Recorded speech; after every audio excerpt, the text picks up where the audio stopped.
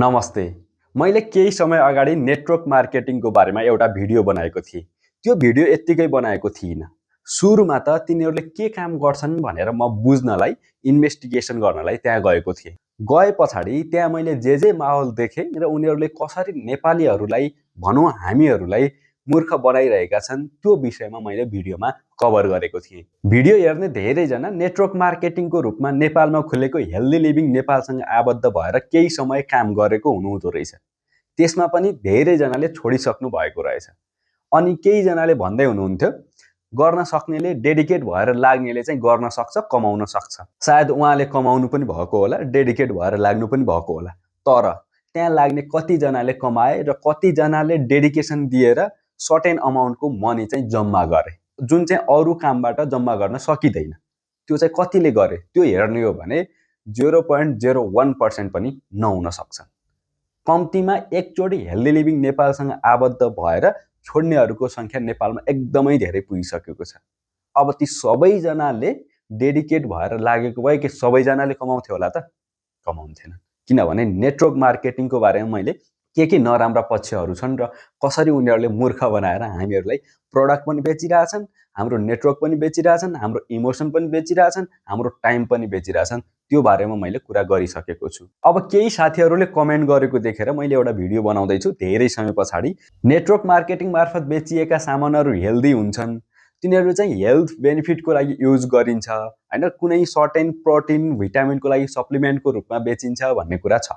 तर त्यो खासमा के हो भन्ने कुरा यो भिडियोमा हामी बुझ्छौँ। खासमा उनीहरूले देखाउने हेल्थ बेनिफिट त्यो केही पनि हैन, त्यो बकवास कुरा हो।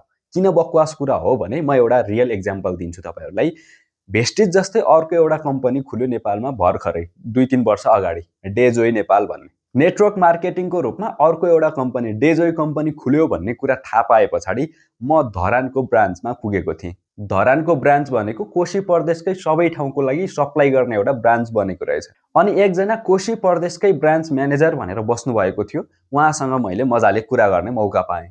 उहाँको कुरा अनुसार म सर भनिदिन्छु उहाँको प्रोडक्टहरु के हो, उहाँको प्रोडक्टले गर्ने बेनिफिट के हो, उहाँको प्रोडक्ट बेच्ने मान्छेले कतिको नाफा कमाउँछ, उहाँले सबै डिटेलमा भन्नुभएको थियो। त्यसमा पनि म फोकस गर्छु हेल्थ बेनिफिट कतिको छ भनेर। उहाँको भनाइ अनुसार नेपालीहरु अनहेल्दी भइसके, भिटामिन प्रोटिन पाउने कुराहरु खान छोडिसके, त्यो पाउन पनि छोडिसक्यो।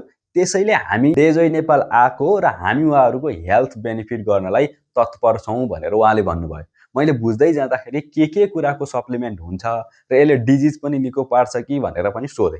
पहिला सुरुमा सप्लिमेन्टको कुरा गर्दाखेरि भिटामिनको सप्लिमेन्ट, भिटामिन पनि ए बी सी B1 त्यो सबै जति पनि भिटामिनको टाइपहरु हुन्छ त्यो सबैको सप्लिमेन्ट उहाँसँग रहेछ। अनि अर्को भनेको मिनरलहरुको बारेमा भयो, प्रोटिनको बारेमा भयो, तिनीहरु सबै कुराको उहाँले डिटेलमा भन्नुभयो। अब त्यो कुरा डिटेलमा के भन्नुभयो भन्ने कुरा लामो हुन सक्छ। डिजिजहरुलाई पनि क्युर गर्छ कि भनेर सोधे। उहाँले गर्छ भन्नुभयो। तर त्यसको 3-4 महिना मात्रै पछाडि एउटा खतरा न्यूज आयो। त्यो न्यूज के थियो भने उहाँले त्यही धरान ब्रान्चबाट सप्लाई गरेर झापामा उहाँको प्रोडक्ट बेच्नु भएको रहेछ। एउटा बुढो मान्छेलाई कुनै सर्टेन रोग लागेको थियो, त्यो इनिशियल स्टेजमा थियो। उहाँहरूले उपचार गर्नलाई अस्पताल जाँदा पनि सन्चो नभएपछि, अस्पतालको औषधिले सन्चो नभए पछाडि उहाँ आउनु भएछ डेजोय नेपालमा। डेजोय नेपालले उहाँलाई हेल्थ बेनिफिट देखाएर यति धेरै औषधि र सप्लिमेन्ट भिडाएर पठाएछ। अब उहाँले सन्चो हुन्छ भने त खानुपर्छ भनेर जति पनि सप्लिमेन्ट र औषधि भनेर दिएको थियो त्यो सबै कुराहरु खानु भएछ।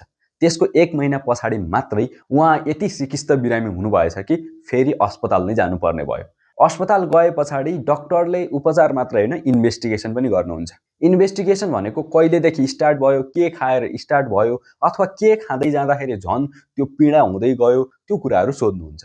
अनि त्यो कुरा सोध्दाखेरि उहाँले डेजोय नेपालको बारेमा डिटेलमा भन्नुभएछ। उहाँहरूले यो औषधि भनेर दिनुभएको थियो, यो सप्लिमेन्ट भनेर दिनुभएको थियो, मेरो हेल्थमा चाहिँ यो नराम्रो छ, त्यसलाई अब सफा गर्नलाई, त्यसलाई क्युर गर्नलाई यो खानुपर्छ भनेर दिनुभएको थियो भनेर टक्क सबै मिलाएर भन्नुभएछ। त्यसपछि डाक्टरले एकदमै गाली गर्नुभएछ, एकदमै गाली। किनभने सप्लिमेन्ट भनेको छ, औषधि भनेको छ, सबै कुराहरु बेचिरहेको छ। अनि मान्छेहरु पठाएर घरमा यो सामानले यस्तो क्युर गर्छ, यस्तो काम गर्छ, यस्तो तपाईलाई हेल्दी बनाउँछ भनेर बेचिरहेको छ अनि नेटवर्क बढाइरहेको छ। पछि त्यही कुरामा इन्भेस्टिगेसन भएर डेजोय नेपाललाई चाहिँ कारबाही गरियो। अब जुन साथीले नेटवर्क मार्केटिङबाट बेचिएका प्रोडक्टहरूको हेल्थ बेनिफिट हुन्छ कि हुँदैन, कतिको हेल्थमा इम्प्रुभ गराउँछन् भन्ने कुराको एन्सर मिल्यो होला। अब तपाईँ एउटा कुरा भन्नु, नेटवर्क मार्केटिङबाट नेपालमा को चाहिँ मिलिनियर भयो अथवा को चाहिँ खतरा धनी भयो, त्यो चाहिँ मलाई भन्नु। किनभने त्यो एकदमै कम छन्। एकदमै कम भन्दा पनि मिलिनियर भएको त छँदै छैन। उनीहरूले बेच्ने भनेको एउटा इमोसन हो, उनीहरूले एउटा पर्सनालिटी बनाएको जस्तो फेक पर्सनालिटी बेचेको हो, उनीहरूले प्रडक्ट होइन, उनीहरूले एउटा नेटवर्क बेच्ने कोसिस गरेको। त्यो नेटवर्क बेच्ने कोसिसबाट हामी सबै पैसा एकदमै छिटो कमाइन्छ, एकदमै नेटवर्क बन्यो भने त जहिले पनि पैसा आउँछ भन्ने लोभमा गएर उनीहरूको नेटवर्क बनेर बसेको छौँ। कुनै पनि कुराको लोभ भयो भने जुनसुकै मान्छे पनि आएर हामीलाई झम्टेर फाइदा लिएर जान सक्छ। नेटवर्क मार्केटिङबाट जसले कमाइरहेको छन् नि, त्यो कमाएको उनीहरूले आफूले मेहनत गरेर हो, हामी लोभी भएर हो। हामी लोभी भएर छिट्टै कमाउनु छ, छिट्टै धनी बन्नु छ हैन, बिना कामको एउटा नेटवर्कबाट नै पैसा आउँछ भने किन नगर्ने भन्ने हिसाबले हामी जान्छौँ, प्रोडक्ट किन्छौँ हैन, नेटवर्क पनि बनाइदिन्छौँ। अनि उनीहरूले त्यो लोभ देखेर हामीलाई झम्टिन आएको। जुन मान्छेमा एउटा लोभ देखिन्छ नि, जुन मान्छेमा एउटा डेडिकेसन देखिन्छ नि, कसैलाई धनी बन्ने होला, कसैलाई खतरा जब गर्ने होला, कसैलाई एउटा नेटवर्क बनाउने होला, ती मान्छेहरूलाई युज गरेर अरू कोही मान्छे धनी बनिरहेका हुन्छन्। यति कुरा गरेपछि तपाईँ नेटवर्क मार्केटिङ भनेर पछाडि कुदिरहनु भएको छ भने अवश्य छोड्नुहुन्छ होला। अब तपाईँ कुदिरहनु भएको छ, तपाईँ मलाई गाली गर्दै आउनुहुन्छ, मैले त कमाइरहेको छु भन्नुहुन्छ भने तपाईँ कमाएर त्यहाँ बसिरहनु भएको छैन, तपाईँ गुमाएर बसिरहनु भएको छ। तपाईले गुमाउनु भएको पैसा फिर्ता पाउनलाई भए पनि तपाईँ पछाडि लाग्नै पर्नेछ। किनभने एकचोटि गुमाइसकेको पैसा फिर्ता ल्याउनलाई भनेर हामी कुदिरहन्छौँ।